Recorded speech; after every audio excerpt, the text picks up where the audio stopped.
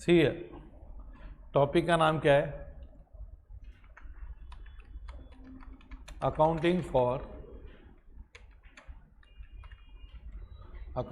Of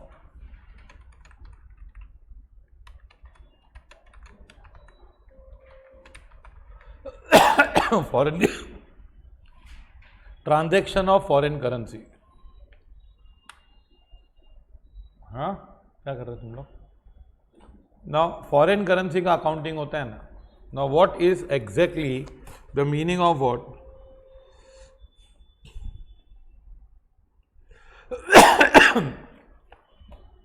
foreign currency transaction. What is a foreign currency transaction? A transaction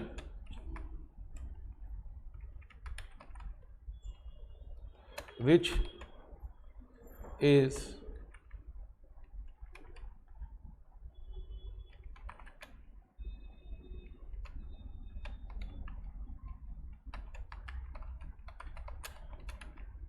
settlement in is a, पहले लिखो, जो transaction बोला गया है फॉरेन करेंसी में है या उसका सेटलमेंट फॉरेन करेंसी में होगा,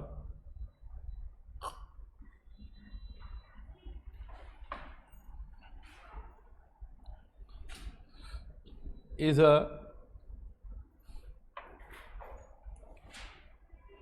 foreign currency transaction.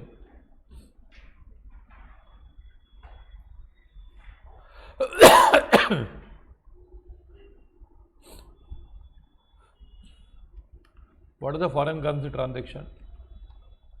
A transaction which is denominated in or requires settlement in foreign currency is a foreign currency transaction. Okay.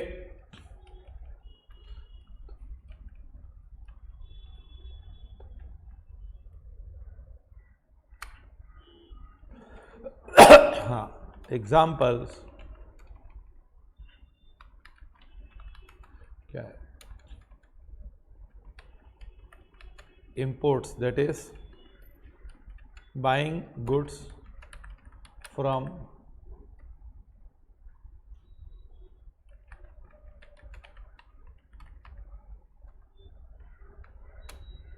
ठीक है नहीं, exports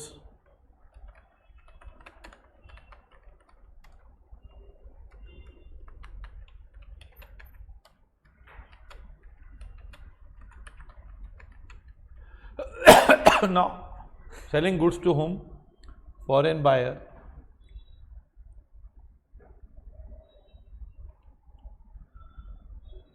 Borrowing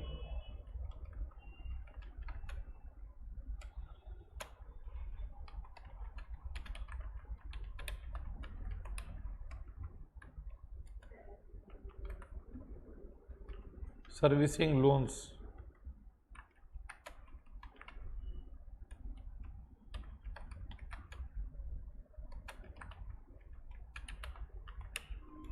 And fifth is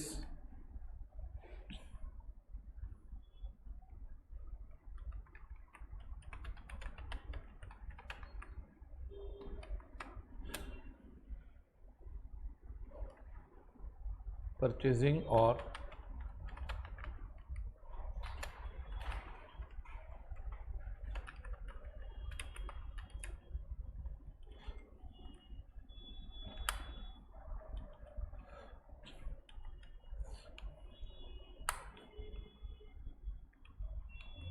अब ये सब फॉरेन करेंसी में होता है ना। बहुत सारे ट्रांजैक्शन और भी होते हैं।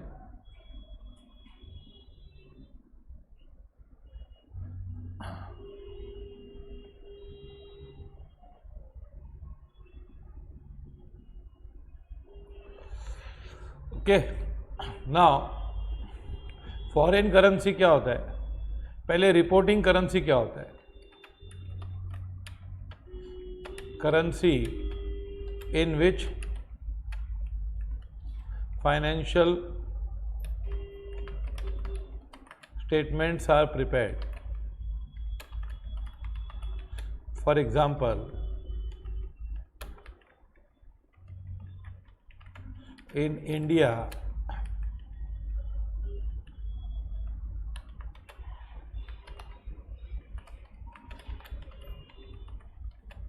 in rupees ना, हमारी रिपोर्टिंग डेट क्या है? रिपोर्टिंग करेंसी क्या होती है? हम लोग अकाउंट्स किस में बनाते हैं? रुपीज़ में कि डॉलर्स में?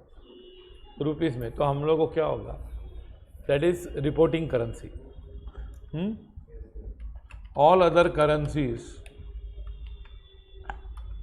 Accept what? Reporting currency is, बाकी तो फॉरेन है. क्या है? Dollar, Pakistani dollar, Australian riyal, riyal जो भी है सब क्या है? हाँ, वो ट्रेड होता है ना, वो अलग है. फॉरेक्स में ट्रेड करना, खेलने का, सट्टा खेलने का. हाँ, इलीगल है तो क्या हुआ? हाँ, खेलने का. पैसे गवा के अनुभव देखना है तो करने का. क्या अनुभव इंपॉर्टेंट है कि पैसे इंपॉर्टेंट है?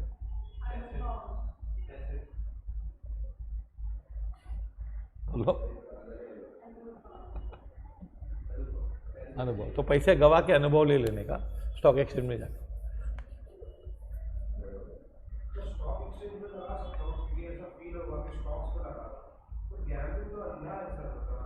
ये भी कोई अंधा थोड़ी होता है. गैम्बलिंग वाले थोड़ी सोचते हैं. जो स्टॉक में लगाता है उसको भी लगता नहीं वो अंधा है. क्यों दुख नहीं हो? अभी है ना, फॉरेन करेंसी ट्रांजैक्शन किस में होता है? हाँ, फॉरेन करेंसी में होता है. कुछ ट्रांजैक्शन किस में होते हैं? फॉरेन करेंसी में होते हैं. ट्रांजैक्शंस क्या होते हैं? जैसे मैंने इंपोर्ट किया, suppose mister A imports raw material worth $1 lakh on 5th June मत लो, 5th December 2023. हाँ, the rate is $1 is equal to rupees 74.20. अब बताओ, तूने इंपोर्ट किया कितने का इंपोर्ट किया? $1 लाख का माल खरीदा. कभी? 5 दिसंबर को, है ना? बराबर है. तो लायबिलिटी उस दिन कितनी हुई? Is rupees 74,20,000. आपकी उधार कितनी है भाई? 74,20,000. उसमें मेरे को $1 लाख आ जाएगा ना. $1 का 74 रुपीज़ है, तो $1 लाख का 74 रुपीज़ 74.20 रेट है, तो 74,20,000 भरो, $1 लाख दे दो. और दे दो कि नहीं? ओके. नाउ इफ वी पे on 15 December 2023, the rate is $1 is equal to rupees 76.30. So we have to pay how much?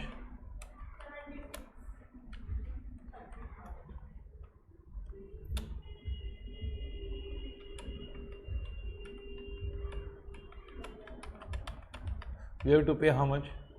76,30,000. ज़्यादा देना पड़ा. क्यों ज़्यादा देना पड़ा? माल ज़्यादा निकला कि रेट ज़्यादा हो गया? हाँ, ड्यू टू एक्सचेंज फ्लक्चुएशन.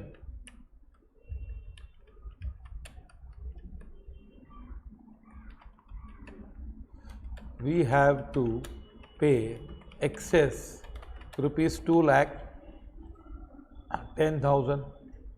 कितना 2,10,000 कैसे आया rupees?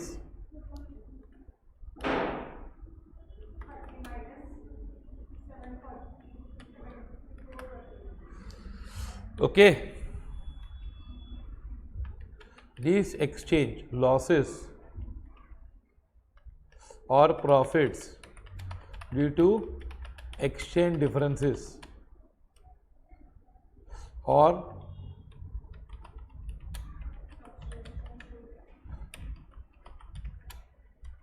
should be accounted in the period in which these losses or profits accrue. आपको ये प्रॉफिट लॉस लिखना पड़ेगा कि नहीं? कितना लॉस हुआ इसमें? 2,10,000 लिखो ये। हाँ, एग्जाम्पल 1 है ये, एग्जाम्पल 1 नहीं, पहले लिखो पूरा, समझो ना है क्या ये स्टोरी, किसके बारे में है। इन्वेस्टमेंट अकाउंटिंग किया था तुम लोग फर्स्ट टर्म में ना, याद है कुछ कि भूल गया सब कुछ? अभी अमाल कमीशन याद है कि फिर होगी? आया गया, लिखा नहीं लिखा, सीखा नहीं सीखा? ये करना चाहिए कि नहीं? हाँ, follow this. Okay, A in the about difference क्या था, क्यों था ये समझा? पहले क्या बोला मैंने? अरे यार लॉस हो गया बैठे बैठे इतना, कितना?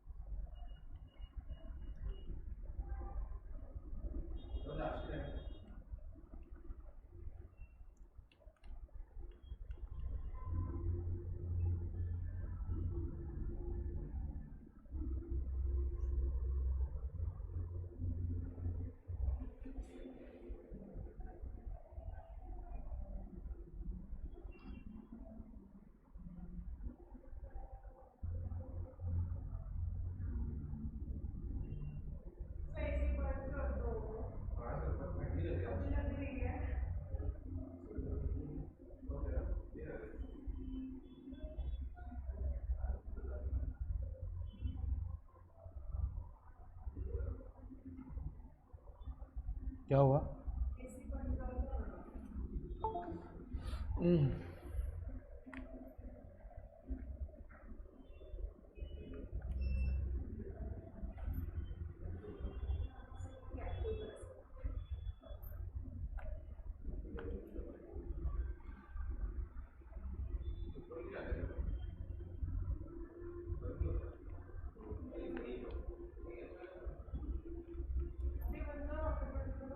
बंद ही हो गई।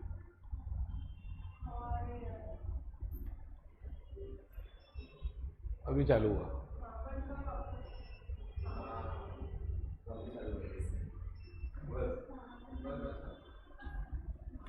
सही है। अभी ये लॉसेस है ना, these losses are due to what? Due to difference in exchange rates on transaction date and settlement date, है कि नहीं? है ना? अभी कभी कभी ऐसा होता है कि ट्रांजैक्शन डेट और सेटलमेंट डेट अलग अलग ईयर में क्या होती है? अलग अलग, है ना? In the above example,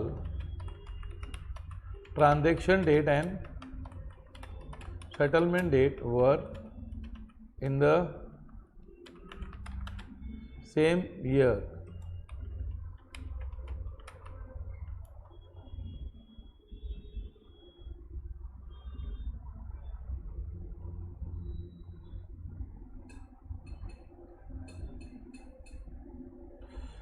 Sometimes transaction date and settlement date may be in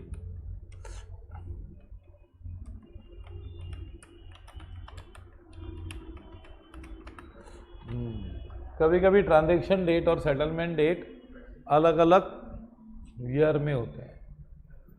okay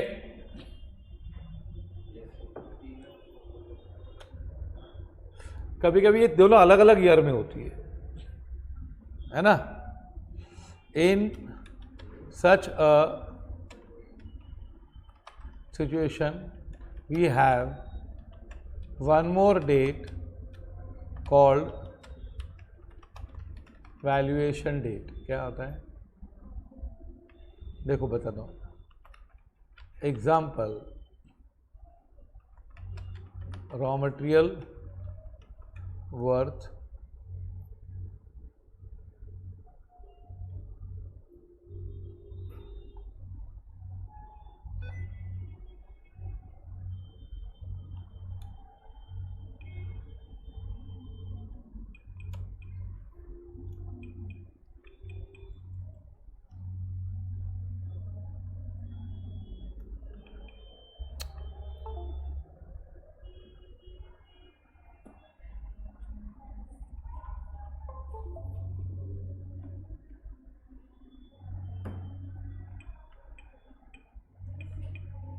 क्या हुआ भाई इसको?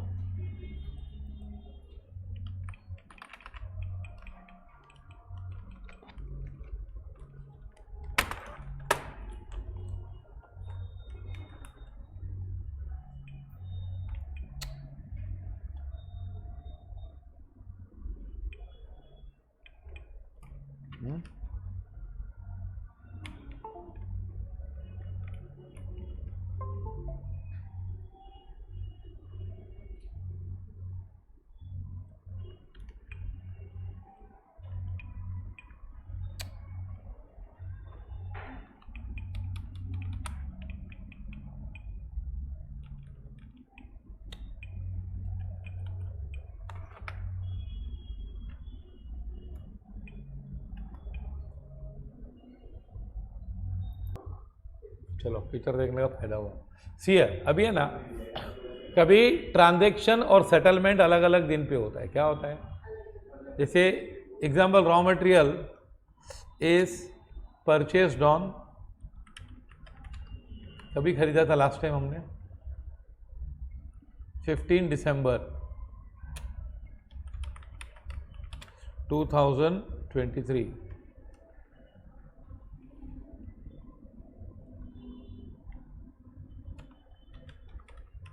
Payment is made to supplier. एक मिनट, एक मिनट।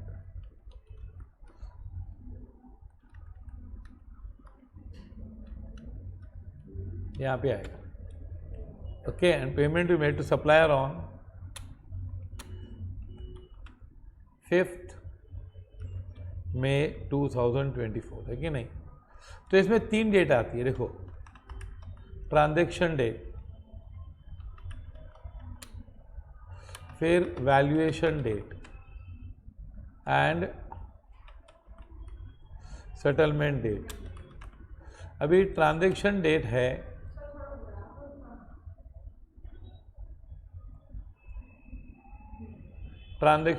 आपकी, वैल्यूएशन डेट है, और सेटलमेंट डेट क्या है?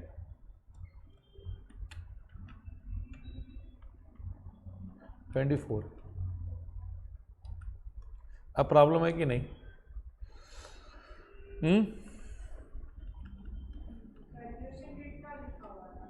सेटलमेंट डेट 5 में पढ़ा आपने, समझाइए। अभी रेट, एक्सचेंज रेट,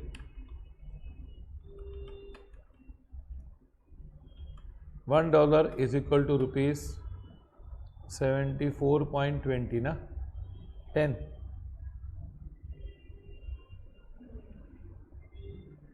नहीं 20 था। फिर इस दिन रेट क्या हो गया मालूम है? वैल्यूएशन डेट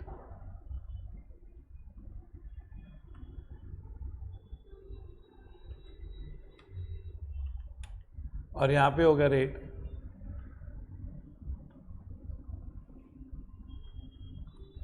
ये रेट हो गया, कम हो गया रेट। अब ये ना हमारी लायबिलिटी कितनी थी इधर बता, यहाँ पे हमारी लायबिलिटी थी ₹74 लाख, यहाँ पे लायबिलिटी कितनी हो गई 75,40,000, और यहाँ पे पेमेंट कितना किया आपने, कम होगी लायबिलिटी ना, लायबिलिटी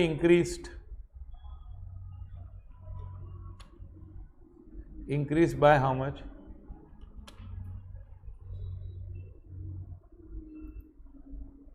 increased by 1,20,000, 1,20,000 बढ़ गया ना लायबिलिटी। और यहाँ पे रिड्यूस्ड बाय बहुत कम हो गया 7390,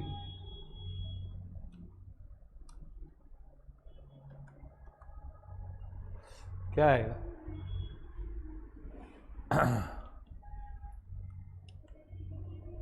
बोलो,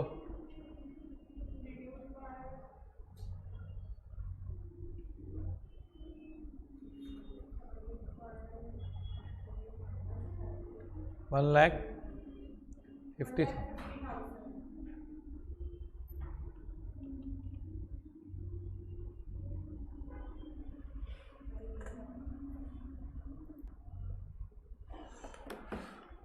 ये समझा ये?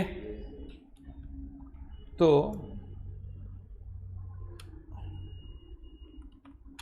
Loss of ₹1,20,000 will be recorded on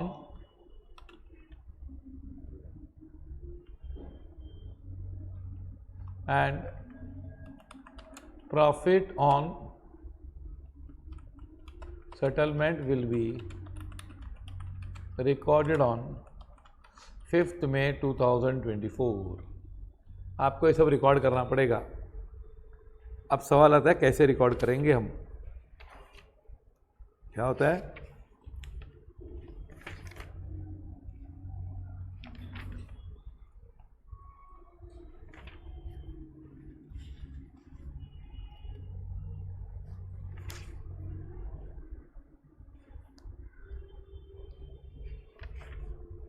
okay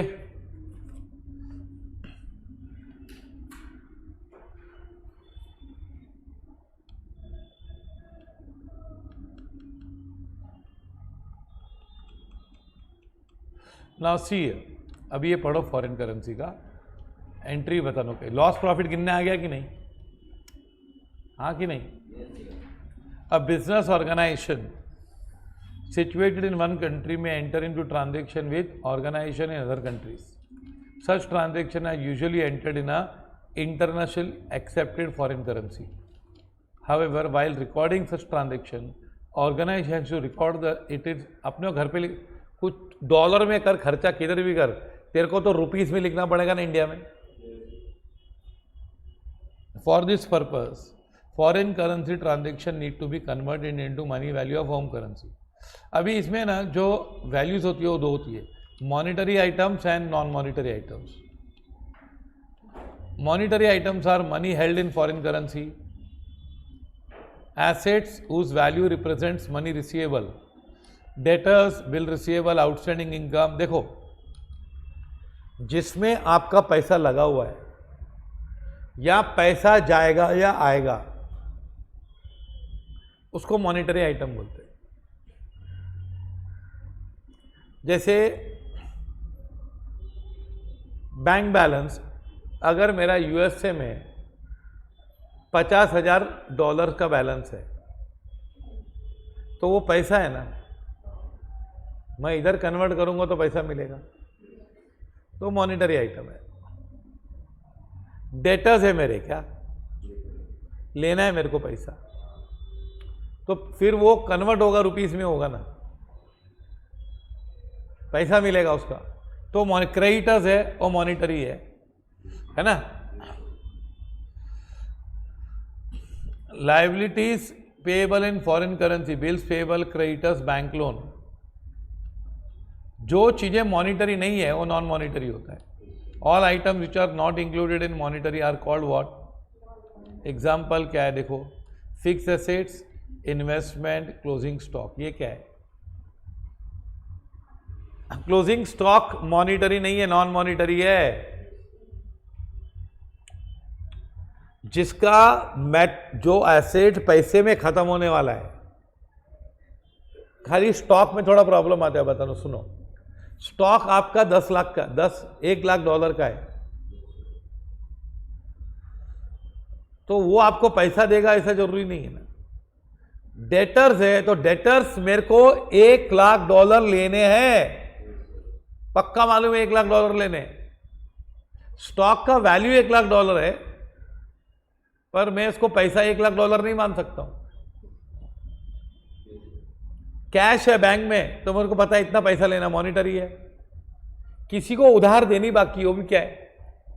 monetary है कि नहीं? It's a monetary.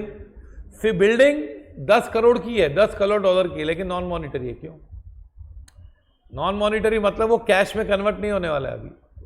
कैश उसका कुछ 10 लाख कैश मिलेगा ऐसा जरूरी नहीं है। स्टॉक का भी ऐसा ही है ना। इंपॉर्टेंट डेट्स होती है, transaction date, settlement date and valuation date. Transaction date, valuation date और क्या? Settlement date. अभी है ना, जो भी प्रॉफिट, ये सेंटेंस मार्क करो, द प्रॉफिट और loss on settlement is transferred to what? Foreign exchange fluctuation account. क्या आता है? कहां जाएगा?